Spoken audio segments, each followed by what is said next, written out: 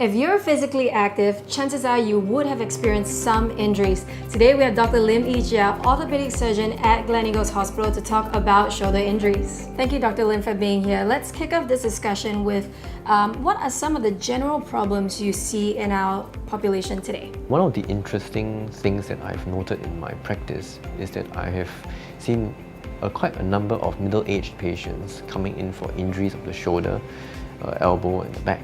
There seems to be a common pattern, and I've narrowed it down to these three things. Number one is that when we reach middle age, a lot of us have children who have grown much bigger and don't need us so much, and therefore we have more free time.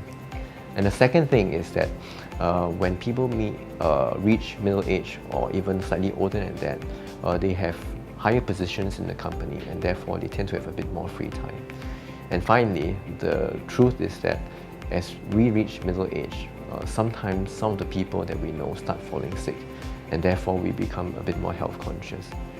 And for these three reasons, I've noticed a number of middle-aged patients who haven't exercised for a long period of time starting to exercise again, and a lot of them actually go to the gym. And when they go to the gym, they do it with such enthusiasm, right? Unfortunately not supervised. And in the process of using the gym machines, they end up injuring themselves. You mentioned a little bit about shoulder injury being one of the most common things. I unfortunately recently dislocated my right shoulder, and I actually didn't know what to do when it happened. Obviously, I was in a lot of pain. So can you give us some recommendations of what to do before we actually head to the A&E? Well, a lot of times when we injure our shoulder from a fall, we do not know whether it's a shoulder fracture or a shoulder dislocation. But of course, at that point of time, I think the most important thing to do is to keep the shoulder in towards your body, support it with the other hand, and head straight to the A&E to see a doctor and get an X-ray. Okay, and you definitely don't recommend popping it back in yourself. Well, I think that unless someone is very well trained, that's probably not advisable, because that may lead to more injuries to the shoulder or to the ligament itself. Now moving on to the next question, I'm gonna keep playing sports. So what happens, or what should I do if it keeps popping back out? Well, I would say that if a person's shoulder keeps dislocating, then it's definitely something not good. And in this situation, I would normally advise someone to seek professional opinion, because an MRI may need to be done to further evaluate the situation.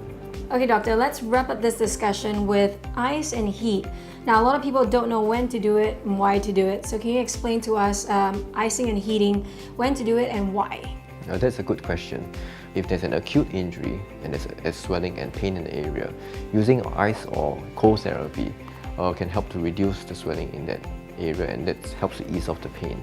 However, in the situation of heat therapy, we normally use it when we want to improve the circulation.